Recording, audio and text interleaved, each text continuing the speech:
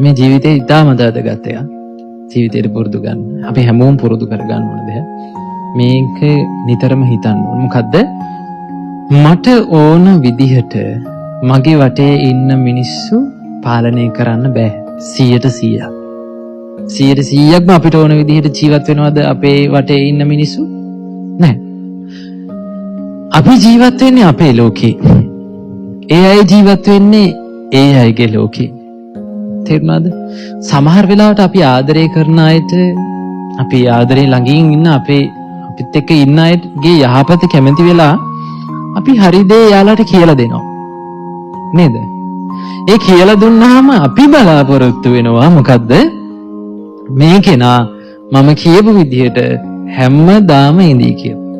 එහෙමයි. තේරුණාද? හොඳට මතක තියාගන්න.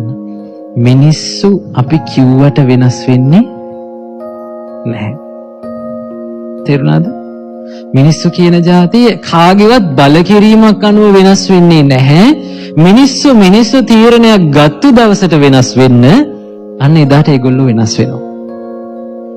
තේරුණාද? යහපත ඇති කරලා දෙන්න අපි කිව්වට මේ මිනිස්සු වෙනස් වෙන්නේ නැහැ. තේරුණාද? මේ මිනිස්සු තීරණයක් ගත්තද මම යහපත් කෙනෙක් වෙන්න ඕනේ කියලා එදාට ඒ කෙනා වෙනස් වෙන්න පටන් ගන්න. එදාට අපි කියන්න ඕනේ නැහැ. එහෙමයි. තේරුණාද? ඒ නිසා ඔබ කරන්න ඕනේ හොඳම දේ තමයි ඔබේ යුතුයකම ඔබ කරන්න. මොකද්ද?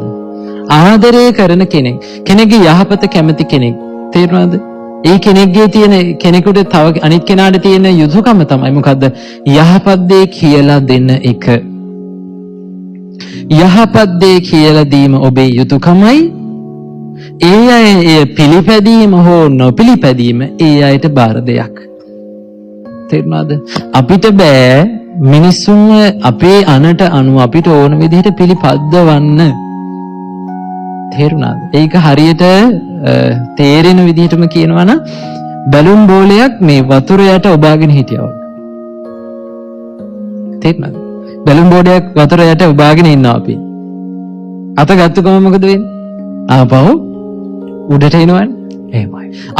අපේ බල කිරීම මත, අපේ මඟ පෙන්වීම මත, අපේ තියෙන බල කිරීම මත ඒක නා ඉන්නවා යම් කාලයකට. තේරුණාද? යහපත් විදියට. අතහැරපු ගමන් මොකද වෙන්නේ? අතහැරපු ගමන් ආයෙත් පරණ විදියම.